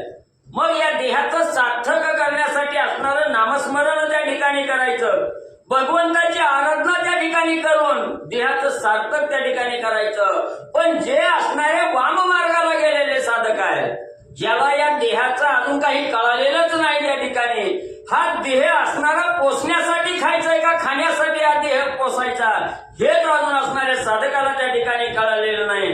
म्हणून वायपट असणारा देह त्या ठिकाणी घालवतात आणि परत मरते समयला असणाऱ्या मोक्षाची आशा त्या ठिकाणी धरतात. असो हा पल्लाळ भूसाळ श्रोते वळती उठले कपाळ. कथा टाकुनी पल्लाळ व्यर्थ लाविला कवीने. मग आता आपला आपणच म्हणजे असणारा घात त्या ठिकाणी करून घेतोय. ही कथा सांगत असताना ग्रंथकर्ते त्या ठिकाणी सांगतात आता असो म्हणजे एवढा जर पल्ला लावला तर श्रोते मंडळी तुम्ही म्हणसाल आमचं कान कटाळलं ऐकून काय उगा म्हणजे आमचा ही वेळ त्या ठिकाणी घ्यायला लागले ते उगा ही असणारं पल्ला म्हणजे त्या ठिकाणी या कथेला म्हणजे लावलंय म्हणून तुम्ही नाराज त्या ठिकाणी होताल म्हणून दोष त्या ठिकाणी देऊ नका. त्याला असणारं त्या ठिकाणी वाईट आणि त्या ठिकाणी म्हणजे मानू नका. दृष्टांती बोलणे लागे म्हणून यावो रागे. कथा राहिली जी मागे परिसांगे सर्वही. म्हणून श्रोते मंडळीनं तुम्ही सज्ञ आहात, महेशाची मूर्ती असणारी त्या ठिकाणी तुम्ही म्हणजे श्रोते मंडळी आहात. म्हणून म्हणजे इथं असणारे दृष्टांत देत असताना किंवा पल्ला त्या ठिकाणी लावला म्हणून मनाच्या ठिकाणी राग येऊ देऊ नका. ही जी काय असणाऱ्या कथानुसार म्हणजे जो प्रसंग त्या ठिकाणी आठवला तो त्या ठिकाणी सांगितला म्हणजे असणारा ही ऐकल्यानंतर तुमच्या सुद्धा मनाला त्या ठिकाणी वाटावं की आपण या देहासाठी देह पोसण्यासाठी खातोय का खाण्यासाठी हा देह त्या ठिकाणी घालवतोय हे आपल्याला बी त्या ठिकाणी कळावं आणि त्याच्यातून आपल्याला जाण त्या ठिकाणी व्हावी, मनाची उकल व्हावी, सन्मार्गाचा मार्ग त्या ठिकाणी आपल्याला दिसावा आणि मुखामध्ये नामस्मरणाची आवड त्या ठिकाणी निर्माण व्हावी.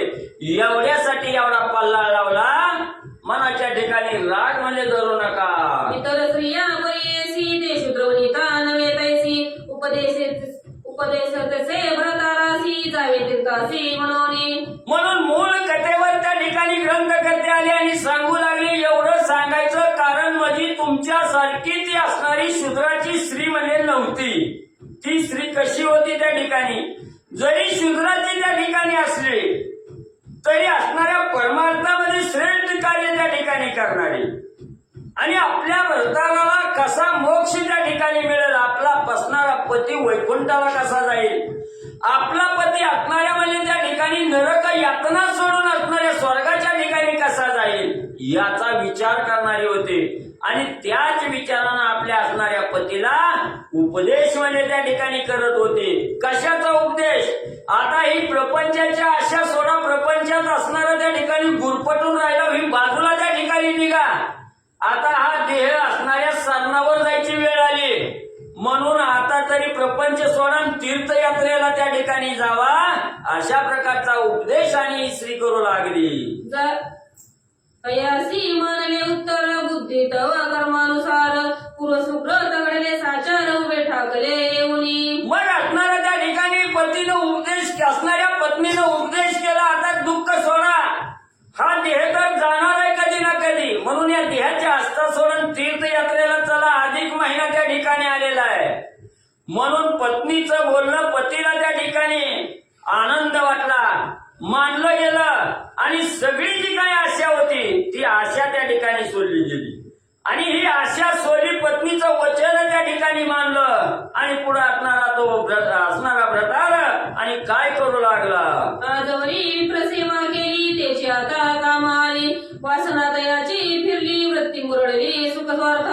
मग ज्या ठिकाणी आता असणाऱ्या पत्नीनं ज्या वेळेस उपदेश त्या ठिकाणी केला तेव्हा त्याला वाटलं असणारा आपलं आज सुकृत त्या ठिकाणी घडलं, आपण आजपर्यंत जे काही असणारं कार्य त्या ठिकाणी केलं, मग चांगलं केलं असलं तर चांगलं फळ मिळणार आहे आणि वाईट कार्य आजपर्यंत त्या ठिकाणी केलं असलं तर वाईट का आपल्या हातून त्या ठिकाणी करणार आहे. म्हणून त्याने विचार केला, आपल्या पत्नीनं ज्या वेळेस आपल्या असणाऱ्या मनाला त्या ठिकाणी म्हणजे उपदेश केला, तो उपदेश म्हणजेच आपला असणारा सुकृत आहे त्या ठिकाणी, पूर्व कर्म आज असणारं फळाला त्या ठिकाणी यायला लागलं. आजपर्यंत असणाऱ्या ब्राह्मणाची सेवा त्या ठिकाणी केली, ब्राह्मणाच्या सेवेमध्ये पूर्ण आयुष्य त्या ठिकाणी घालवलं. म्हणून म्हणजे आता हे सुकृत नशिबी त्या ठिकाणी आलं, वासना बदलली गेली त्या ठिकाणी आणि तिथं वासना बदलली की वृत्तीलाही चालना त्या ठिकाणी मिळाली आणि वृत्तीला चालना मिळाली की कळालं गेलं की हा असणारा देहाचा स्वार्थ कशात आहे. त्या ठिकाणी देह असणारा त्या ठिकाणी पणाला जर लावायचा असेल, भगवंताला जर अर्पण त्या ठिकाणी करायचं असेल तर फक्त तीर्थयात्रा करणं, भगवंताच्या सानिध्यात राहणं हेच श्रेष्ठ आहे. म्हणून हे पत्नीच्या वाचेतून आणि हा स्वार्थ मला कळाला. या लागी महिलेची असावे दडपण, वेळेची कामान पडे आठवण, म्हणून नित्यानित मन व्हावे अनन्य भगवंती. म्हणून म्हणजे असणाऱ्या साधकाला जर म्हणजे आपला देह सार्थकी त्या ठिकाणी लावायचा असेल तर पहिल्यापासूनच एकनिष्ठ भावनेनं असणाऱ्या भगवंताचं भजन त्या ठिकाणी करा. एकनिष्ठ भावनेनं असणाऱ्या त्या ठिकाणी भगवंताचं राम नामस्मरण त्या ठिकाणी घ्या. तीच वेळेला त्या ठिकाणी पडणार आहे आणि तीच असणारी योग्य वेळेची आठवण आपल्याला करून त्या ठिकाणी देणार आहे.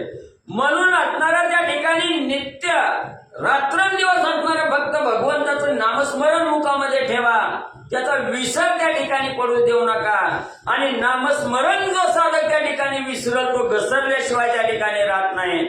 म्हणून अखंड भगवंताचं नाम मुखामध्ये ठेवा, कसलीच आपल्याला असणारी आणि विसरण्याची अवस्था मध्ये येणार नाही. तो शूद्र काय करिता झाला, कर्णोनी कांतेच्या बोला, धनाचा संचय होता केला, तो यथा भागे विभागिता झाला. मग असणाऱ्या पत्नीला उपदेश केला, असणाऱ्या त्या ठिकाणी प्रपंचाच्या आज सोडा तीर्थयात्रेला म्हणे त्या ठिकाणी जावा म्हटल्याबरोबर पत्नीचं बोलणं त्या ठिकाणी मानलं गेलं, ऐकलं गेलं, विश्वास असणाऱ्या पत्नीच्या बोलण्यावर त्या ठिकाणी ठेवला आणि आजपर्यंत जे काय असणारा पैसा अडका गोळा केलेला होता, साचवून ठेवलेला होता, तो सत्कर्माला लावायचा आणि तीर्थयात्रेला त्या ठिकाणी जायचा विचार केला. सगळं धन एका ठिकाणी गोळा केलं, सगळा पैसा अडका त्या ठिकाणी जमा केला आणि त्याची विभागवार वाटणी करून काय करू लागले. एक भाग गांधी लागी देता, दोन भाग सुपुत्रा ते देता, एक आपण पैठेवीत तीर्थयात्रा निमित्त धर्माते. मग त्या असणाऱ्या भागाचं म्हणजे 3 भाग असणाऱ्या म्हणजे धनाचं त्या ठिकाणी केलं. एक असणारा भाग पत्नीच्या स्वाधीन केला, या असणाऱ्या पैशाचं तुला काय करायचंय ते कर म्हणून तिला सांगितलं. दुसरा भाग मुलासाठी त्या ठिकाणी दान दिला, मुलाला सांगितलं एवढं पैसे एवढं धन आहे, या धनाचं तुला काय करायचंय ते त्या ठिकाणी कर. तिसरा भाग स्वतःसाठी ठेवला. स्वतःसाठी म्हणजे आता तीर्थयात्रेला जायचंय, भगवंताच्या सानिध्यात आपलं आयुष्य त्या ठिकाणी घालवायचंय. मग तीर्थयात्रा करण्यासाठी काही पैसा अडका त्या ठिकाणी लागल म्हणून तिसरा भाग स्वतःकडे त्या ठिकाणी ठेवून घेतला. ऐसा सकळ धनाचा व्यय केला, मग परिसावे सी निगता झाला, समागम विप्राचा मेळा सवे चालला पार. मग असा हा असणारा धनाचा उपयोग त्या ठिकाणी केला. एक बायकासाठी दिला, दुसरा लेकरासाठी त्या ठिकाणी दिला आणि तिसरा आपल्यासाठी त्या ठिकाणी ठेवला. असा असणारा धनाची वाटणी त्या ठिकाणी केली. सगळा परिवार बरोबर त्या ठिकाणी घेतला. ब्राह्मणाच्या मेळ्यामध्ये त्या ठिकाणी जाऊन म्हणजे तीर्थयात्रा करू लागला. चला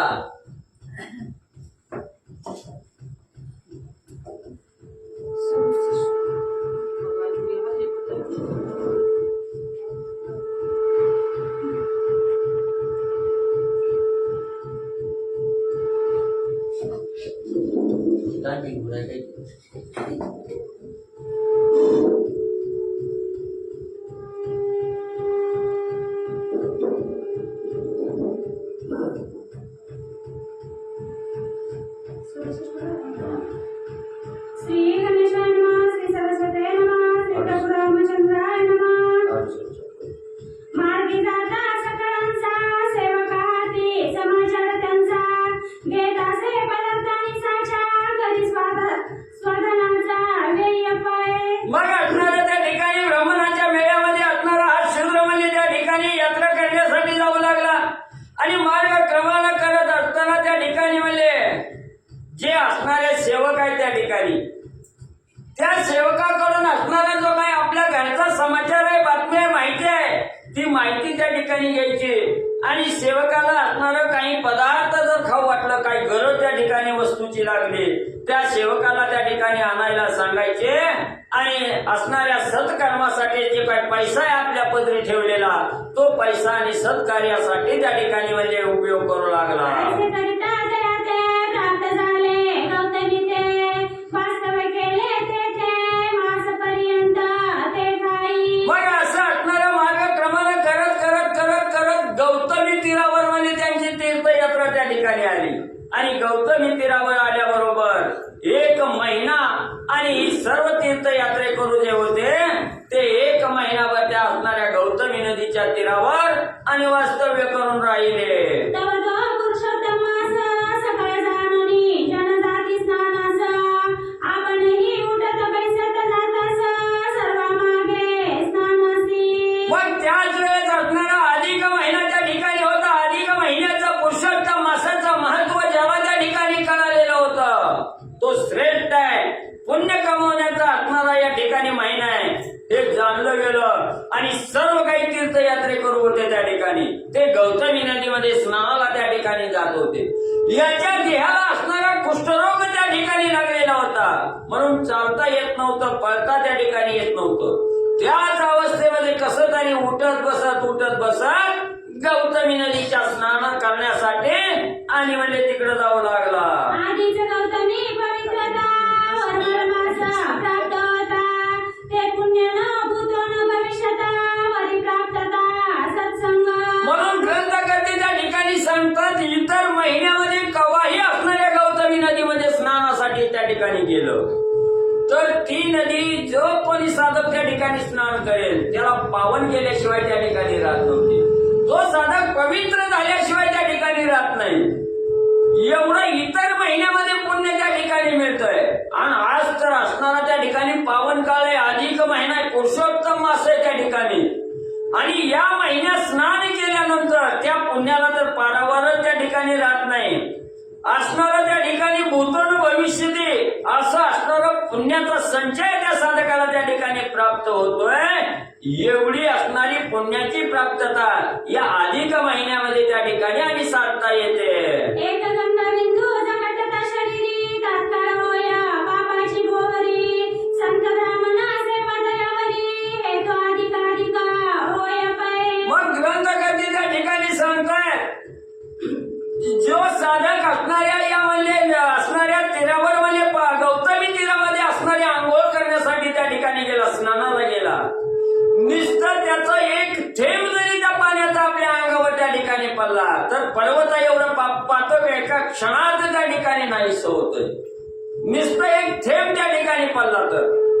आणि असणारा हा तर शूद्र त्या ठिकाणी होता, पुष्ट अंगाला त्या ठिकाणी भरलेला आहे, गौतमी नदीमध्ये स्नानाला त्या ठिकाणी गेलेला आहे, तो पावन झाल्याशिवाय त्या ठिकाणी राहणार आहे का? अजून श्रेष्ठ काय आहे, आयुष्यभर आपलं असणारं जीवन त्या ठिकाणी ब्राह्मणाच्या सेवेमध्ये कंठीत त्या ठिकाणी घातलेलं आहे, ब्राह्मणाची सेवा करण्यामध्ये आयुष्य त्या ठिकाणी घालवलं आणि वर्ण असणाऱ्या या गौतमी नदीचं स्नान त्या ठिकाणी घालवलं, काय असणारं पाप त्या ठिकाणी शिल्लक राहणार आहे? ग्रंथकर्ते सांगतात ऐसा शूद्र स्नान करीत असे वरी ब्राह्मणाचे चरण तीर्थ प्राशित असे त्याची स्वयं शरीरा लावित असे ते तीर्थ गंगोदकासी. मग असा हा असणारा शूद्र आहे त्या ठिकाणी आणि या गौतमी नदीमध्ये स्नान करण्यासाठी त्या ठिकाणी गेलेला आहे. स्नान केलं, ब्राह्मणाचं असणारं चरण क्षालन त्या ठिकाणी करायचं, पाय धुवायचं आणि त्या पाय धुतलेलं पाणी त्या ठिकाणी आपण स्वतः त्या ठिकाणी पित होता, असणारं प्राशन त्या ठिकाणी करायचं आणि तेच ब्राह्मणाच्या चरणाचं पाणी आपल्या सर्वांगाला त्या ठिकाणी लावायचं आणि ते असणारं तीर्थ म्हणून प्यायचं. एवढं कार्य आणि तो असणारा सद्भावनेनं असणारा तो शूद्र आणि करू लागलेला आहे. ती बंद ऐसा नेम एक मासावरी पूर्ण आचरला तो शूद्र जाना तव नवल झाले ते चक्षण मास गणना संपूर्ण होता. मग त्या ठिकाणी असा हा असणारा पूर्ण महिनाभर म्हणजे जोपर्यंत अधिक मास आहे त्या ठिकाणी तोपर्यंत त्यानं रोजचं असणाऱ्या ह्या म्हणजे त्या ठिकाणी गौतमी नदीमध्ये आंघोळ करायची, ब्राह्मणाचं असणारं पाय धुवायचं, पाणी धुतलेलं तीर्थ प्राशन त्या ठिकाणी करायचं, तेच पाणी सगळ्या अंगाला त्या ठिकाणी लावायचं. असं हे एक महिना पूर्ण त्या ठिकाणी कार्य त्या ठिकाणी केलं आणि पूर्ण हा अधिक महिना त्या ठिकाणी संपत आला असताना तयाचा पुष्ट जावली पाहे शरीरी झाला दिव्य देहे मनाचो मानित आहे मने नवल काय हे झाले. मग हे पूर्ण महिनाभर त्या ठिकाणी कार्य केलं, सद्भावनेनं कार्य त्या ठिकाणी केलं, सद्भावनेनं असणाऱ्या ब्राह्मणाची सेवा त्या ठिकाणी केली आणि एक महिना पूर्ण व्हायला वेळ आहे, काही असणारं तास त्या ठिकाणी राहिलं, तेवढ्याच वेळा त्याच्या अंगाला जो असणारा कुष्ठ रोग त्या ठिकाणी झालेला होता तो कुष्ठ असणारा शरीराचा निघून त्या ठिकाणी गेला. दिव्य असं शरीर, तेजोमय शरीर त्या ठिकाणी झालं. त्यानं स्वतःच्या शरीराकडे त्या ठिकाणी पाहिलं गेलं, दिव्य देह झालेला आहे, कसलंही कुष्ठ अंगाला त्या ठिकाणी राहिलं नाही. आपण पावन झालोय बघितलं गेलं, मनाला विचार आला काय ही नवला गल्ला असावं असा विचार आणि ब्राह्मणा त्या असणाऱ्या शूद्राला आला. या व्याधीमुळे बहुत द्रव्य वेचले अपरिमित परिव्याधी नव्हे शांत तो स्नानेशी निपात झाला. मग त्याने मनाच्या ठिकाणी विचार केला काय करावं, हा कुष्ठरोग जाण्यासाठी आपला आजार बरा होण्यासाठी नाही तेवढं पैसे दवाखान्यात जाऊन त्या ठिकाणी घालवलं, महिना 2-2 महिने असणाऱ्या हॉस्पिटलला ऍडमिट त्या ठिकाणी झालो, पण काळीचाही गुण त्या ठिकाणी आला नाही. आणि इथं ब्राह्मण मेळ्यामध्ये असणाऱ्या ह्या गौतमी नदीमध्ये स्नान करण्यासाठी त्या ठिकाणी आलो आणि मी पावन त्या ठिकाणी झालो. एवढा पैसा खर्च केलेला वायपट त्या ठिकाणी गेला, फुकटच्या कार्यानं गुण त्या ठिकाणी आला, म्हणून असणारं नवल आणि त्या शूद्राला वाटू लागलं. चमत्कार पाहुणी अद्भुत मग त्याच्या बैसाला आहेत मग हर्षभरित होऊन तेथ उद्यापना ते करीत असे. मग त्या ठिकाणी आपल्याला मनामध्ये शूद्राचा विचार त्या ठिकाणी आला, चमत्कार झाला, एवढं पैसे असणारं त्या ठिकाणी दवाखान्यात झालेलं गुण नाही आला, पण इथं असणारं फक्त म्हणजे आंघोळ त्या ठिकाणी केली, कुष्ठ निघून त्या ठिकाणी गेलो, मी पावन त्या ठिकाणी झालो. विचाराला मग ही जागा असणारी पावन करणारी आहे त्या ठिकाणी हे जाणलं गेलं. तिथंच ठाण मांडून त्या ठिकाणी बसला. आनंद मनाच्या ठिकाणी झाला. आता महिना त्या ठिकाणी संपला असा विचार त्या ठिकाणी केला आणि अधिक महिन्याचं पुण्य कमवायचं असेल तर उद्यापन सोहळा त्या ठिकाणी करतो. कुठलंही असणारं कार्य झाल्याबरोबर असणारं उद्यापन सोहळा त्या ठिकाणी करावा म्हणून तिथं ठाण मांडून त्या ठिकाणी बसला आणि उद्यापन सोहळा करू लागला. ब्राह्मण संत तर्पण एका विधी घृत पाचिंता अन्ने संपादी नाना स्नान दानाचा विधी विप्रा करी अर्पित असे. मग आता हा अधिक महिन्याचा उत्साह त्या ठिकाणी उद्यापन करायचंय म्हणून असणाऱ्या त्यांनी ब्राह्मण मंडळी त्या ठिकाणी गोळा केली. संत तर्पण घालण्याचा विचार त्या ठिकाणी केला. सर्व संत मंडळी त्या ठिकाणी बोलवली. ब्राह्मण मंडळी त्या ठिकाणी बोलवली. यथा विधी असणारा स्वयंपाक त्या ठिकाणी केला. तुपासहित गोड असणारं जेवण त्या ठिकाणी तयार केलं. नाना प्रकारचं असणारं त्या ठिकाणी अन्न निर्मिती त्या ठिकाणी केली आणि स्नानदानाचा आणि जेवणाचा विधी त्या ठिकाणी असणारा हा शूद्र आणि ब्राह्मणाला करू लागला. त्रैत्रिणी दशका आपुप करुणा घृत पाक ते कांस्य पात्री निक्षेपून देखा वाया न देता विप्राते. मग तिथं असणाऱ्या त्या ठिकाणी स्वयंपाक बनवला गेला. असणाऱ्या 33 प्रकारच्या असणार 33 अनारशाचं जेवण त्या ठिकाणी आणि काश्याच्या पात्रामध्ये त्या ठिकाणी भरले गेले. 33 अनारसे त्या ठिकाणी भरले.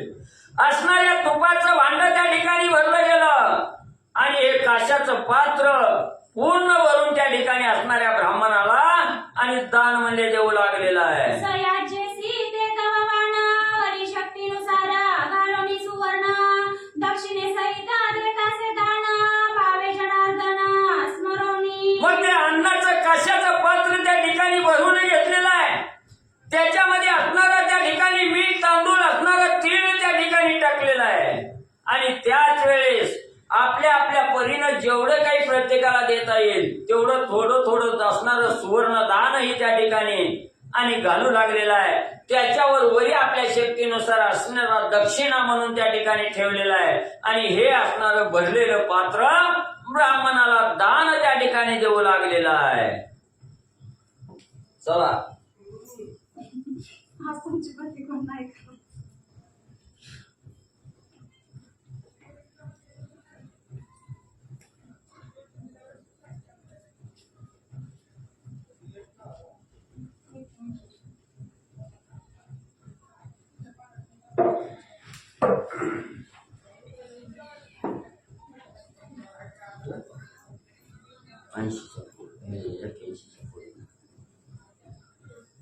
श्री गणेशाय नमः. श्री सरस्वते नमः. प्रभु रामचंद्राय नमः.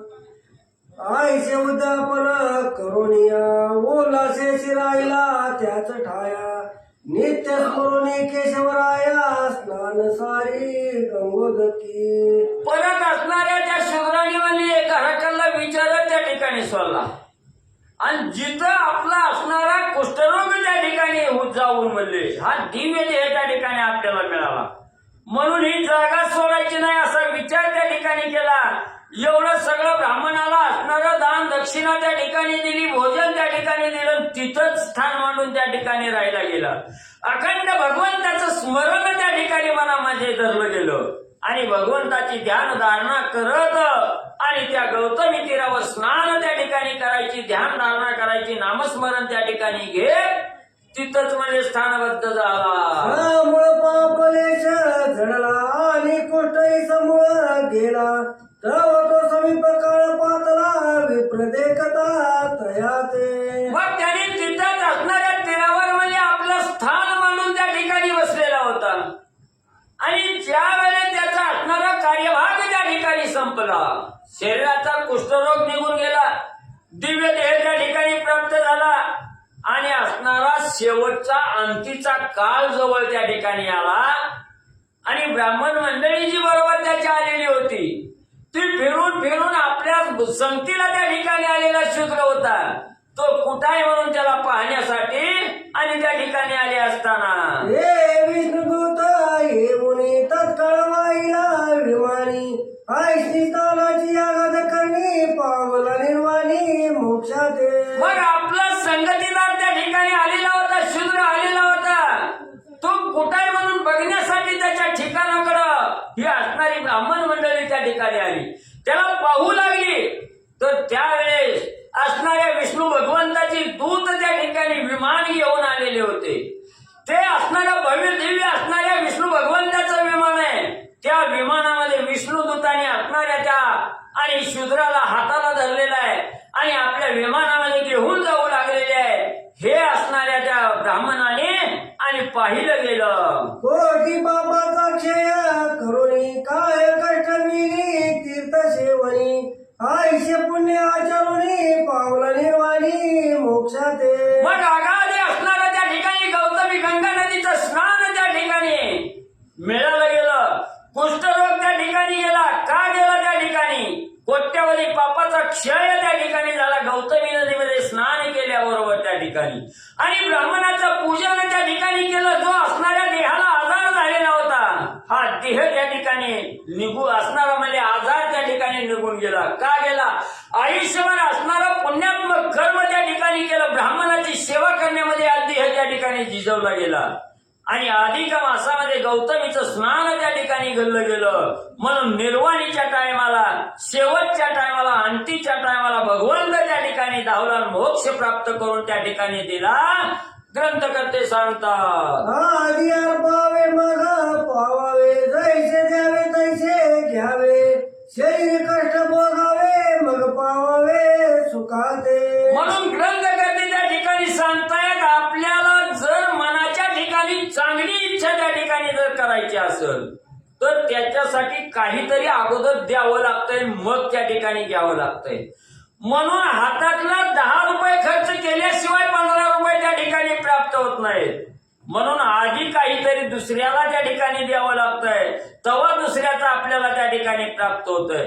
जसं आपल्याला करणे करायचे आहे तेच आपल्याला फळ त्या ठिकाणी तसंच मिळणार आहे. म्हणून ग्रंथकर्ते त्या ठिकाणी सांगतात, हे शरीर जर आपण योग्य कार्यासाठी त्या ठिकाणी कष्टवलं गेलं, या शरीराचा पुरेपूर उपयोग असणाऱ्या सत्कार्यासाठी जर त्या ठिकाणी केला तर हा शरीर एक ना एक दिवस मोक्षाला गेल्याशिवाय त्या ठिकाणी राहत नाही. हा देह असणाऱ्या भगवंताच्या चरणाला लीन त्या ठिकाणी झाल्याशिवाय राहत नाही.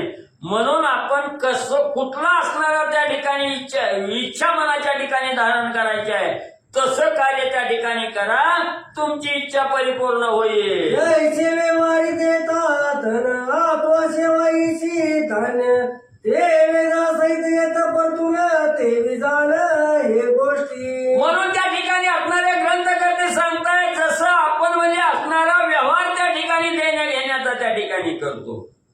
आपण त्या ठिकाणी 1 महिन्यासाठी त्या ठिकाणी 10 रुपये म्हणजे असणारं दुसऱ्याला त्या ठिकाणी दिलं तर तो त्याला जे काय असणारं व्याज त्या ठिकाणी ठरलेलं आहे.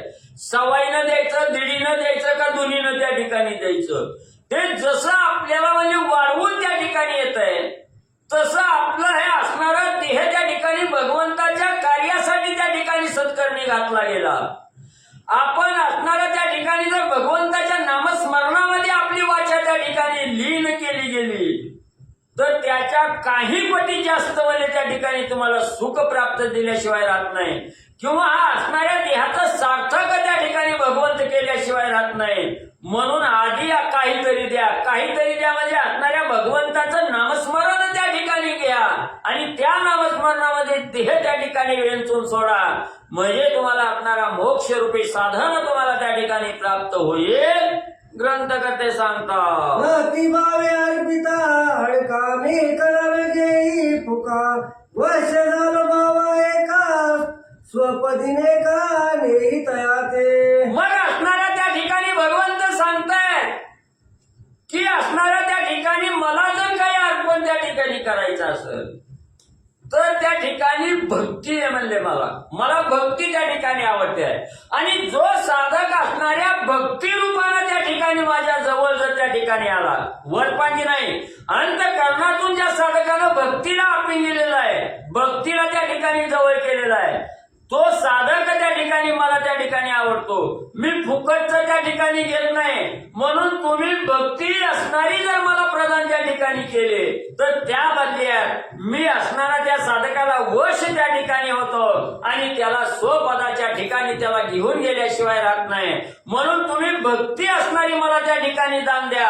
मी तुम्हाला स्वपदाला पोहोचवल्याशिवाय राहत नाही. मी काय तुमचं फुकटचं घेत नाही. भगवंत सांगतात ऐसे पुरुषोत्तम बोलिला तो लक्ष्मणे आकर्ण्या तो चितमा श्रोते कथिला प्राकृत भाषे करुणी. म्हणून ग्रंथकर्ते असणारे त्या ठिकाणी म्हणले मनोहर सूत असणारे गोपीनाथ महाराज आहेत आणि हे गोपीनाथ महाराज त्या ठिकाणी सांगतायत की ही असणारा म्हणजे त्या ठिकाणी ही जी कथा तुमच्या बरोबर सांगितली गेली ही कथा असणारे पुरुषोत्तम असणारे त्या ठिकाणी विष्णू भगवंत आहेत. आणि या विष्णू भगवंतांनी लक्ष्मी मातेला सांगितला आणि लक्ष्मी मातेने या सर्वांगाचा असणारं कान त्या ठिकाणी केलेलं आहे आणि एक चित्ताने ही कथा ऐकलेली आहे.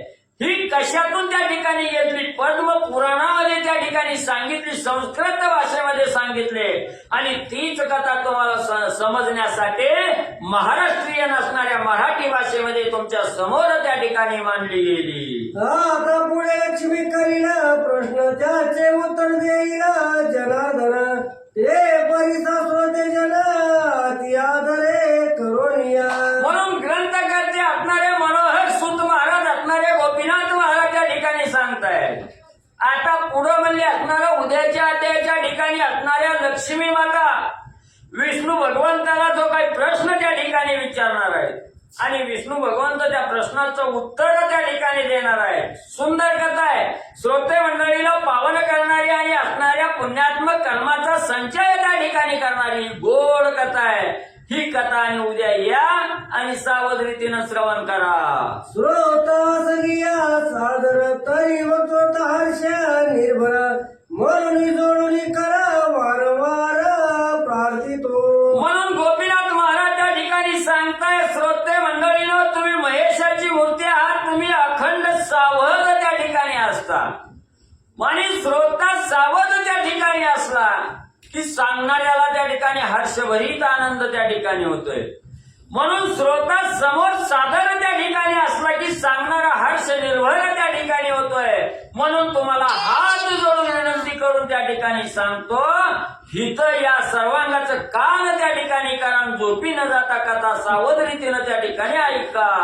जैसे वृक्ष मुळ घालिता उदक मागतो पोपावे अधिकाधिक तैसा सुरती असल्या नेटका पोपावे देख वागलेली. कसं आहे म्हणजे त्या ठिकाणी असणारं एखाद्या झाडाचं रोपटं त्या ठिकाणी लावलं दिवसेंदिवस त्याला दररोज जर न कटावता त्या ठिकाणी पाणी घातलं जसं तुम्ही पाणी घालाल तसं म्हणजे त्या रोपट्याची वाढ त्या ठिकाणी होते. ते रोपट एके दिवशी आपल्याला फळ त्या ठिकाणी देतं. तसं म्हणजे या ठिकाणी मी सांगत त्या ठिकाणी असताना तुमच्या समोर कथा सादर केली असताना त्या कथेला तुमच्याकडूनही तेवढीच अनुमती त्या ठिकाणी यावी. तुमच्या चेहऱ्यावर उल्हास त्या ठिकाणी असावा. तुमची साधकता असणारी आम्हाला त्या ठिकाणी दिसावी म्हणजे अधिकाधिक सांगण्यासाठी आम्हालाही आनंद त्या ठिकाणी होईल आणि तुमचीही ही कथा ऐकल्यामुळे तुम्हीही त्या ठिकाणी फलरूपी पावन त्या ठिकाणी होचाल एवढीच म्हणजे विनंती.